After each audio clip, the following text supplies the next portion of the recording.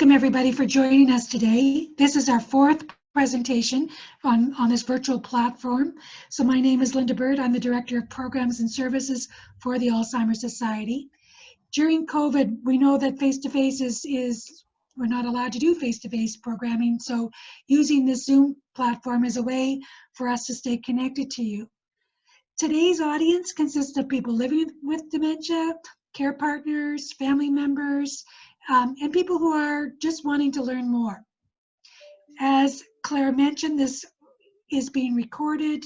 We're going to, we've shut off your microphones and your audio cameras, and we will be posting this on our website afterwards. We've got 2 posted so far. This will be the 3rd one up, and that gets you an opportunity to look at it at a later time or to share it with your family. So today's topic is very timely, especially in this time of COVID, caring for ourselves. A topic that we're all thinking about as we're social distancing and being disconnected from things that we're normally related to. So the way the session's going to go, we're going to do a presentation that's between 20 and 30 minutes, and then we'll open the floor to Q&A.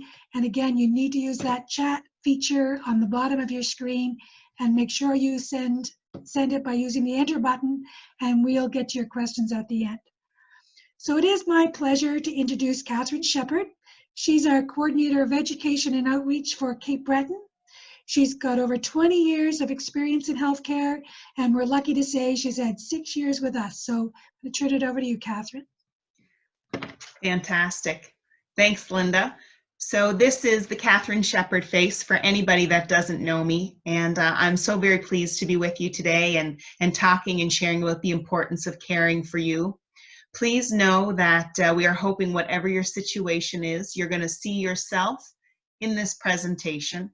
Whether you're someone who's living with dementia, whether you're a care partner for someone, or whether you're a family member or a friend and you want to help a little more. Please know too that any of the suggestions and ideas that we're going to share with you today are just that. They're just suggestions. Please don't feel that this is one more thing we're going to add to your plate, but simply to see that if you may need something at some point, these are some great suggestions. So the first thing we want to look at is, I want you to think about the rewards. So chances are your life right now looks pretty different than it did a few weeks ago. COVID-19 pandemic is affecting all of us. Making unexpected changes always comes with opportunities and with some struggles as well. And when you throw that global outbreak in the mix, things can seem very, very different. Always remember that you're not alone. We're here. If you need someone to talk to, please call us. If you are a care provider, we want to say thank you. We know that the job that you're doing can be hard some days, especially as we make our way through this difficult time. So not only in our world, but also in our province. And we want to say thank you for all of those days. If you're someone who's living with dementia, we also want to recognize the situation as it is ever changing for you. It's always evolving and allows you the opportunity of growth and acknowledgement and time. And so we recognize that.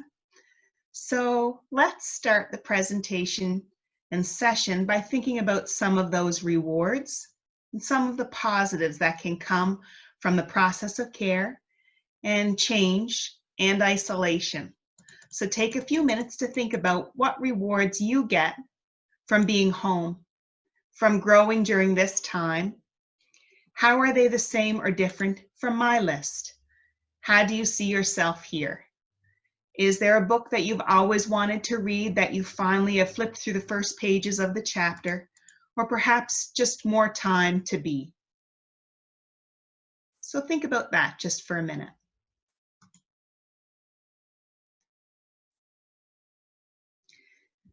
With the ever-changing world in dealing with COVID-19 and trying to process the emotional fallout surrounding a mass shooting and then a diagnosis of dementia, all of this has an impact on family members because roles can change. This is an ongoing process. You may take on more responsibilities just simply in your daily life, chores, and then maybe if you're caring for someone, there might be more needs and responsibilities that you take on in that role as well. In whatever capacity your roles have changed, please know that you may need to have help from others, even if it's just an ear to listen to. As a result of all the changes and the challenges that you may face, you may feel all kinds of emotions and have all kinds of reactions. Phone a friend, phone a family member, phone the Alzheimer's Society. So all different kinds of emotions and reactions can be experienced at any time. It's important to say that all of these emotions are understandable, and it's important to give yourself permission to have those feelings, as difficult as they can be sometimes. This is a whole new normal for everyone, and we are all learning how to do it in a pandemic. For most of us, when we're dealing with all or some of these emotions, whether they're positive or negative, the result is a stressful moment. So what is stress? Well, stress is a part of our everyday life. It's our body's response to change. News within our province and information about the spread of COVID is coming at us quickly, and it can be hard to remain calm given all that is going on both inside and outside of our homes. Stress and anxiety and depression are not unusual for people of all ages, but there are things we can do as individuals and collectively to deal with stress and support one another during these challenging times. We feel stressed when the demands of a situation can be greater than what we think we can handle. As with the picture in the corner of the slide, there's someone there that has too much, everything to do. Stress is our body's response to that difficult or overwhelming situation.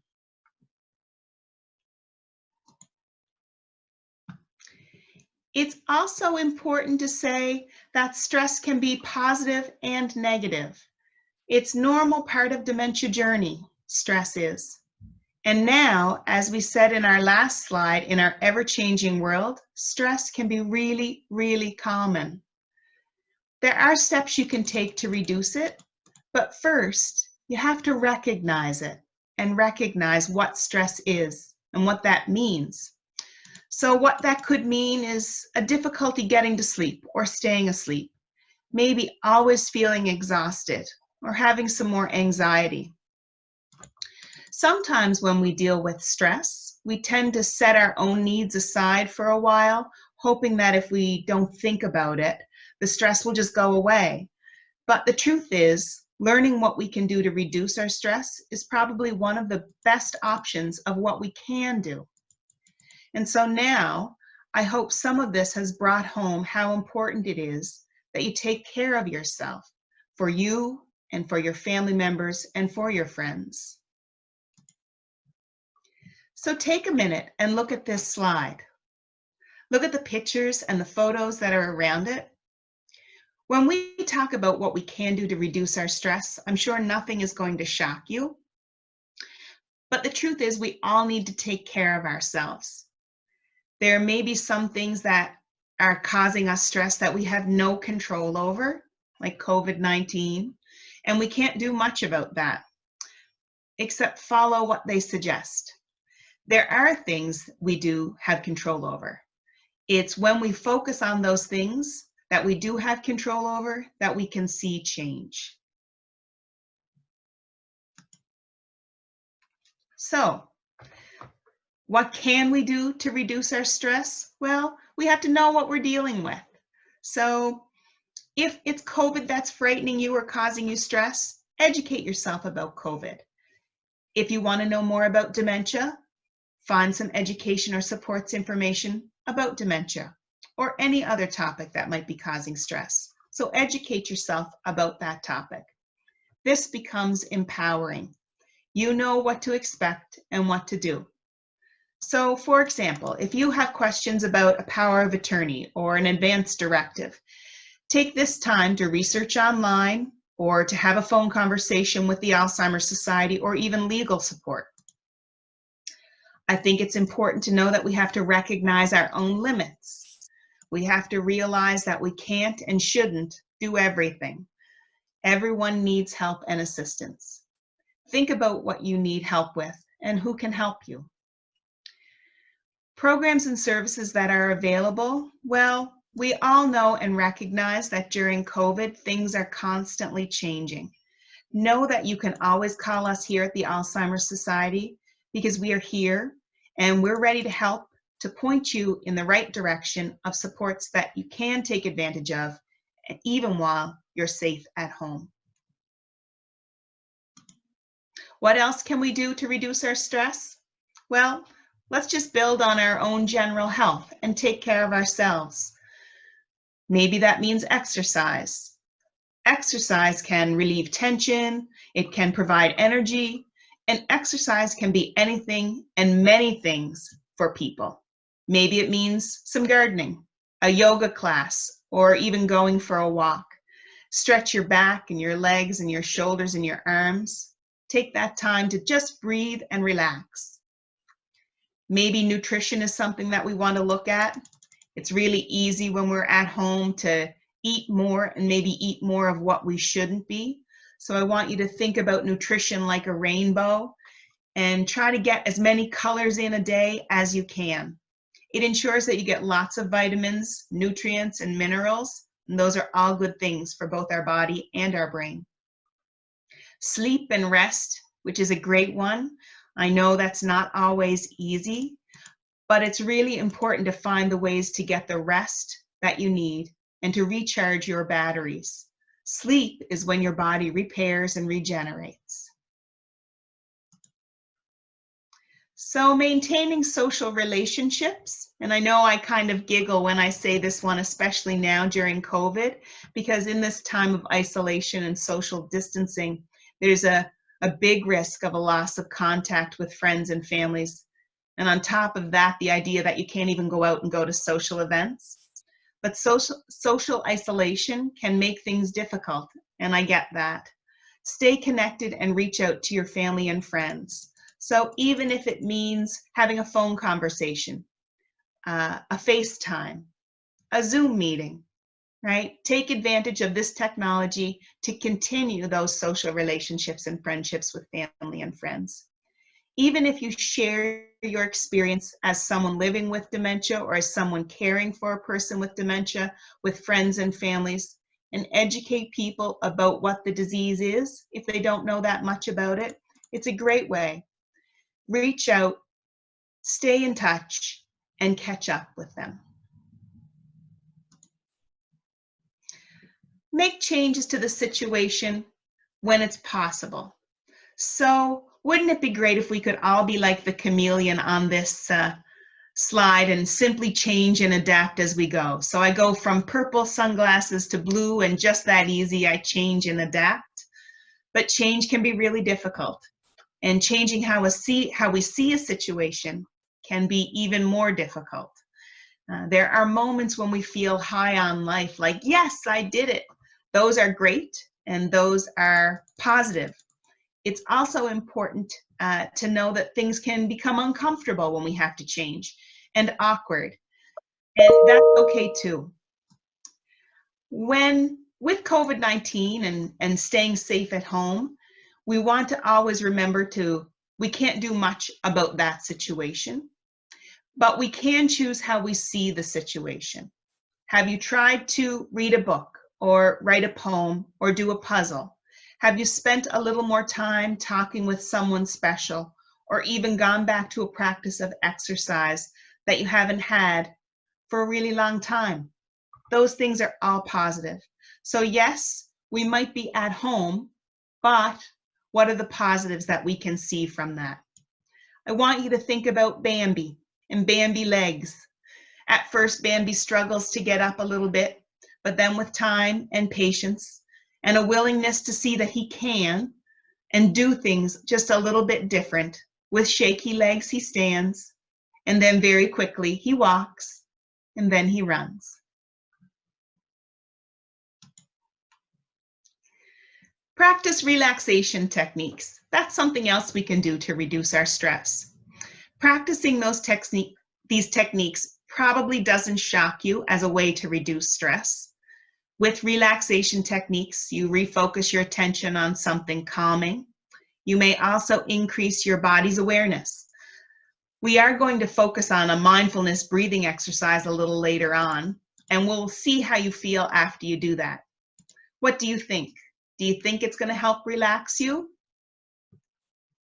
Let's see. I think it's important that we talk about what is mindfulness. It's a bit of a buzzword lately that we hear a lot about.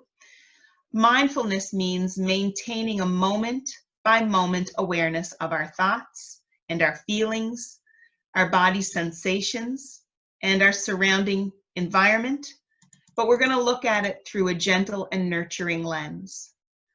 Mindfulness also involves acceptance. It means that we pay attention to our thoughts and our feelings without judging them, without believing, for instance, that there's a right or a wrong way to think or feel in any given moment. When we practice mindfulness, our thoughts tune into what we're sensing in the present moment, rather than rehashing the past or imagining or worrying about what the future will be. Remember, too, that mindfulness is a scientifically informed approach that operates in harmony with any belief system or spiritual background. What else can we do to reduce our stress? Well, the final way that we're going to talk about is to know your resources. Like everyone in Canada, the Alzheimer's Society is working to adapt in this evolving COVID-19 outbreak as well. We're working hard to deliver excellent and seamless service, and we are available through our 1-800 information line with resources and on our webpage. In addition, we're making it a priority to find extra ways that we can support you. Accessing available programs and services is an important way to help you live well. While not all services will be appropriate for everyone, and especially at this point when things are very limited, what we will do is we will make use of them, any resources that we have, to help you accomplish any of the goals that you have within yourself. Consider the supports as tools that can help you and any person in your family. Finally, give yourself some credit. Commemorate the little things and celebrate all the little things that you do. Applaud yourself for doing better. Reward yourself for getting through the day. I want you to understand how these minuscule accomplishments accumulate into great big things. Give yourself a deserving pat on the back for all the little things that you do that are truly worth celebrating. What you've achieved, no matter how big or how small, is because of your own doing. You can own that. Now, we're going to try a technique that can help you if you're feeling a little bit stressed or anxious. It's an exercise in breathing, which can bring your body out of an anxious or a stressed state and into a little bit of relaxation, hopefully. It's how our bodies are naturally made to breathe, especially when you think about how a baby sleeps, right? Those big belly breaths that babies have. That's what we want to get. Here's the other thing I want you to do for me. Find yourself somewhere comfortable. If you're sitting in a chair that's comfortable, that's great. You can relax your arms, relax your hands. You don't need to close your eyes if you don't want to. You can try this exercise with me today and even on a regular basis after that. A lot of people do these before they even go to bed at night. So what I'm going to do is I'm going to click a slide. You'll probably see a different slide come up, but that's okay. I'm going to take us back, and then you're going to hear the 3-minute mindfulness.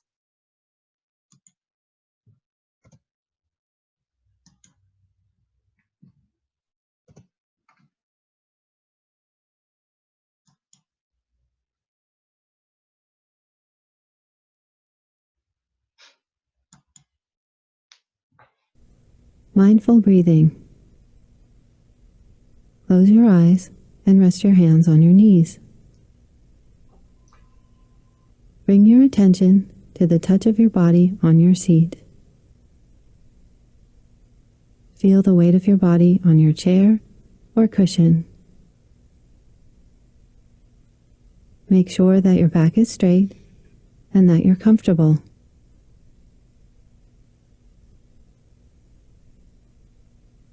Take a few deep breaths. While you're breathing deeply, relax your shoulders, your stomach muscles, the muscles in your face, your hands, and your legs.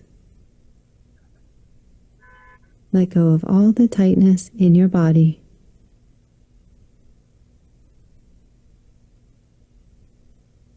Now bring your attention back to your breath.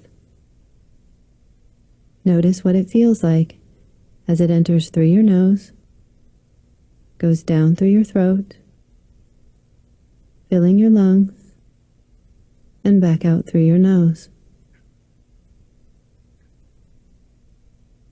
Notice your stomach and chest rise and fall each time you breathe in and each time you breathe out. And just allow your breathing to be natural and relaxed.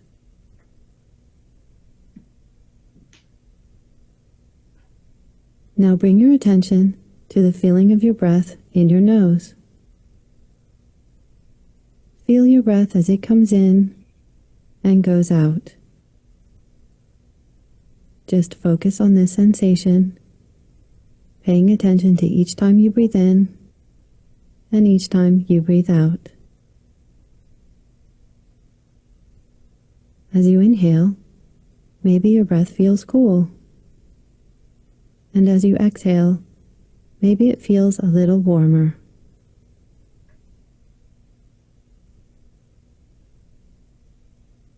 When your mind wanders, or if you become distracted, just notice what's going on in your head, and then gently bring your attention back to your breath, going in and out. Focus on the feeling of your breath and allow thoughts and feelings to come and go in the background.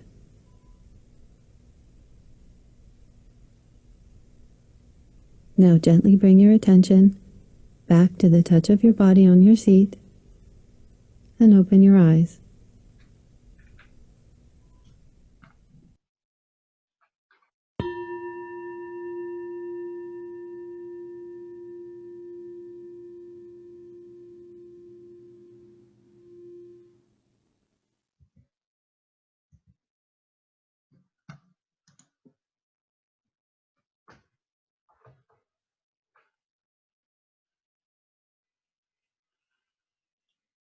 Welcome back, everyone. I hope that you see how just that 3 minutes of stopping and slowing can help reduce some of the stress that we are feeling. I know mindfulness can be difficult, and the idea of being quiet and in ourselves can be difficult, but just start small. And with hopes, you'll find there is a positive that comes from it. Please know that the Alzheimer's Society of Nova Scotia is here to help. You can call our 1-800 information line, and it's there on your screen, or even visit our website. We're here to help. Thank you, everyone. I'm happy to take any questions that may have come up. So thank you, Catherine. I found that exercise very relaxing. So if I'm a little chill, you'll know why. Good. So one of the first, it's a really important thing about taking care of yourself, but often we feel guilty about taking care of ourselves. How can you help us with that? Yeah, so I think the emotions that we have, that guilt and grief, we have lots of those emotions that are coming up. But the importance of taking care of ourselves, it's not to add something else to your plate that's probably already full. It's simply to say, if there comes a point that you need to take care of yourself and you acknowledge that, then it's okay. When you fill yourself back up like a watering can, it allows you to give again to someone else that may need it. So by taking a few moments each day, each week, each month, whatever works best for you, allows you to fill yourself up, to feel better emotionally and physically. And in doing that, then if you're helping someone else, it gives you the ability to give to them as well. And that's a good point, because sometimes we get so caught up in looking after other people, we don't even realize what the stress is doing to us, and we can become more impatient, too much in a hurry. So they talk about an airplane, if the oxygen masks come down, they recommend you take the oxygen first, because you can't help someone else unless you're fit to help, right? So another question came up. What about support groups during this time? I know the Alzheimer's Society has 26 support groups across the province. They're on hold right now.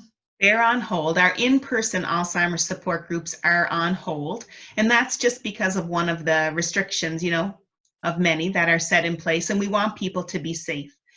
We know that the support groups for a lot of people are a way to get together, to be socially together, and to have support from one another. And so unfortunately, we can't meet in person, but we are here over the phone. And there are some different programs that are running through our province that our InfoLine staff are aware of.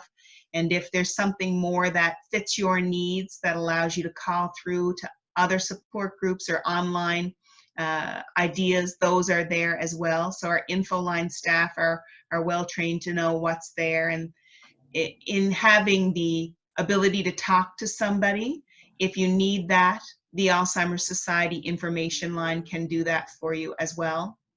The website with the Alzheimer's Society also offers some different ideas too. So there's certainly ways to connect. And we are working behind the scenes to try to go virtual with support groups. We're really cognizant of people's confidentiality and privacy. So we're looking at making sure we have the right platform and the right tools to connect people's in a face-to-face platform such as Zoom for healthcare professionals. So we're working on that. So I would say to people, stay tuned. Maybe those support groups in the next few months will be up and running, and we certainly would love to see everybody's faces together to do that type of support. Yeah. One of the questions that came in, and I don't know, I can help you with this one, just a heads up. Would you recommend any books for caregivers? And so I'm going to start you off because I had a little bit of time to think about this. So one of the books that we recommend is The 36-Hour Day. And the author of that book is Nancy Mace and Peter Robbins.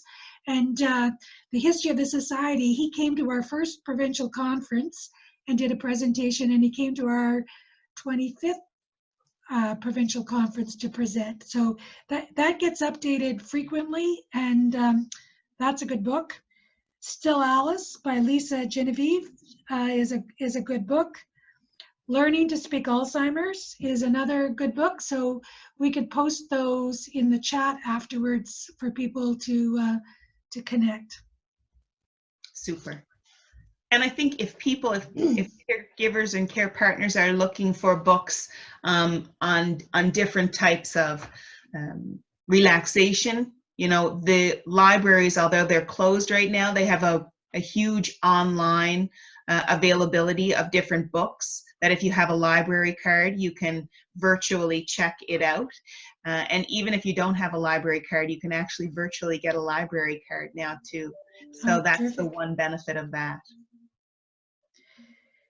So here's a question. My husband and I are alone in the apartment, and he follows my every move. How can I get a break? How can I take care of myself when I'm always in contact and I'm feeling that? Yeah. So I think when you're living together and you're with somebody all the time, it's really nice to be able to have a little moment to yourself. Maybe if the kids can call and talk to dad, so dad's okay and he's happy, you could then go and have a bath or have a walk around the yard. Maybe there's an activity that dad always was, he always loved to do. Did he love to do a puzzle or anything like that, that he would be content to do a puzzle when you could kind of sit in the corner where you can still see him and know that he's safe, but it also gives you some time to take a breath and relax. Or maybe even get him involved in an activity that involves you both, but allows you to have a little bit of space and he to have his space.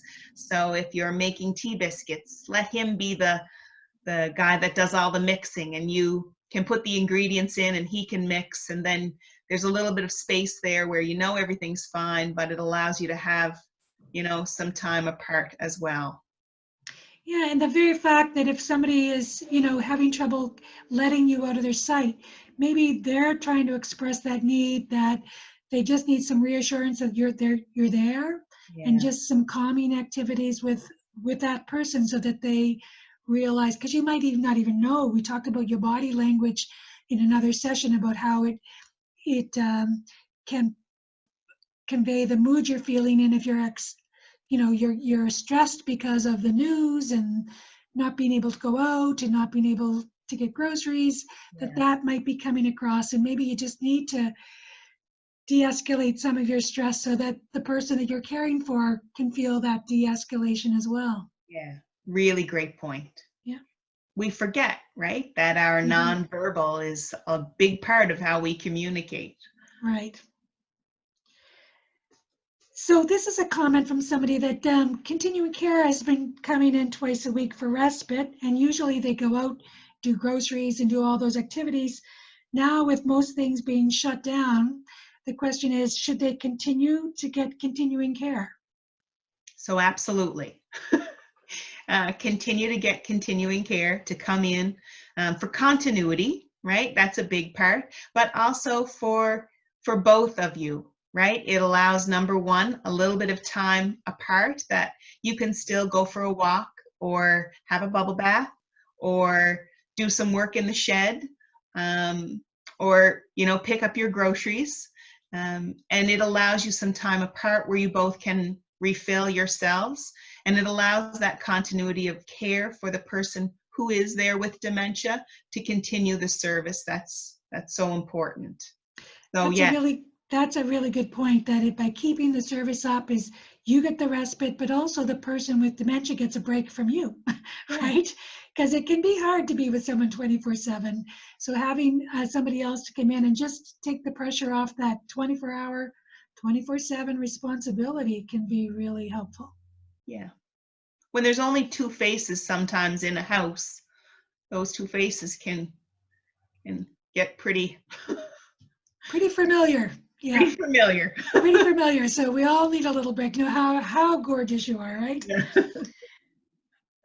Here's a comment from someone saying that sometimes when they get some free time, what they want to do is do spring cleaning. I imagine it's windows and walls and things like that. But the children are giving them flack. Mom, you should be putting your feet up. How do I deal with them? How do I deal with my kids who are trying to say, put your feet up, when all I want to do is do the spring cleaning? Well, I would say, everybody has their own list of things that make them feel better. Some people like to read. Some people like to exercise. For some people, crossing the spring cleaning off their task pad of things to do, right, is a positive. It's not a negative. And sometimes children especially worry about parents and, want to do the right thing, but maybe just having a conversation with them to say, look, this makes me feel good. It helps me get my frustrations out to wash the windows or to, take things down. Let them know that you're being safe. Let them know that you're, taking precautions and being careful for you and not putting yourself in a, situation that's dangerous, but it's giving you peace of mind. You're getting some exercise and you're crossing one more thing off your list. Yeah. And, whether we know it or not, we are all experiencing grief right now. That's part of the stress, the grief from the news, grief from things that we wanted to do or thought we could be doing, grief from not being able to see our family members and friends. And we deal with that grief differently. And some people are instrumental. Some people need to be doing something, and that's how they get rid of their stress. Other people are more reflective and they need downtime, and they may find it challenging to do anything because they're dealing with it. So we just need to realize that different people react to stress and grief in different ways, and not to be judgmental, especially if someone can articulate it and say, this is for me, right? This is what I need to do. And I think, the communication, no matter what, is always so important. So if we're able to tell those people around us that, it's okay. This is what I do to get rid of some stress. It can be very helpful. Yeah. Any suggestions I can do with my wife that could help us both de-stress at the same time? Yeah, so you could try some mindfulness. If you go to YouTube, or even there's so many free online things happening right now. There's all kinds of things that you can take advantage of. If there's an activity that you both loved to do, if you like to sing, sing your songs together. If you like to do a puzzle together, then do a puzzle. Go for a walk, change the environment around a little bit. And there's so many different activities now that are available to people, both online, and it's free. And you can take advantage of all kinds of things like that would both allow you to relax and enjoy, hopefully. Great. And I think we posted those from an earlier presentation up on our website, so people can go to that website, and there's some really interesting things like touring a museum and go to some of the National Geographic sites, or watch birds in their nests with live webcams or underwater aquariums. Lots of neat things you can do together. And I know our website has a big list of things that have technology, but there's also a big list of things that have no technology. Yeah. So if you're more comfortable, or your home environment doesn't have great technology, there's a huge list of things that you can do on the website as well. And it's just to find one that has purpose and meaning for you and your family. So this question is almost a reverse of one we had earlier. Is some people are noticing that the continuing care in their area has been canceled or cut back. They're wondering, are there other people who are available to work, other agencies?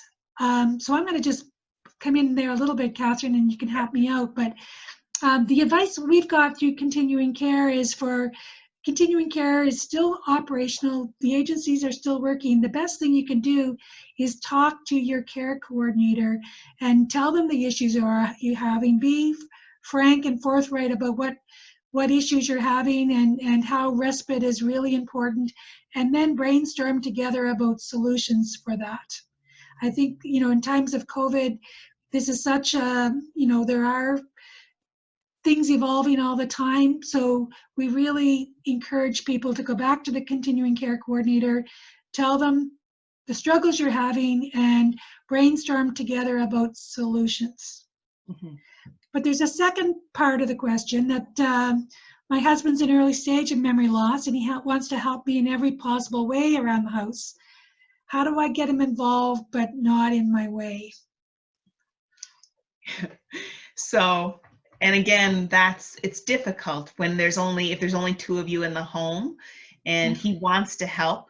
Maybe what you could do is give the task that has purpose and meaning to him, that is driven by you, right? If you have to drive the purpose and meaning, like folding laundry, if he's able to fold laundry, make it so important that you really wanted to get all this laundry folded today, and he can still see you. Maybe sit him in a room that he can still see you, or hear that you're in the kitchen next door, and he still feels that he has purpose and meaning, though, in doing this task that's important. It's important to you. Things like doing the dishes are the same thing, right? Drive purpose and meaning behind an activity that he can do and he can accomplish. It lets him be involved as well. And matching the task to someone's abilities, right? Always. If people feel comfortable and confident in what they're able to do, and it's not too simple or too hard, then they can be successful at it. So breaking the tasks down into smaller bits and doing it together or doing it separately, whatever works, right? Right. So this was a question from someone with dementia, that they're worried that the isolation and the lack of of social stimulation might cause their symptoms to increase? Any suggestions for that? If you're living with dementia, and you might be living alone and you're worried that you're not getting out to talk to people, you're not riding the bus, you're not using your brain in all kinds of things, what could someone do who's living with dementia alone at home? What can they do? Yeah. So first and foremost, I want to say you're doing exactly, unfortunately, what you need to do right now, and that is to stay home, to be safe. But what we want to do is we want to increase maybe some of the things you're doing at home, so that you are getting a little bit of exercise, whether it's mental exercise or physical exercise. You know, I know we said earlier there's lots of things that you can do that are, you can see them on our website, like visiting the museum, virtually going to the zoo, learning about the animals at the zoo. Those are all good things.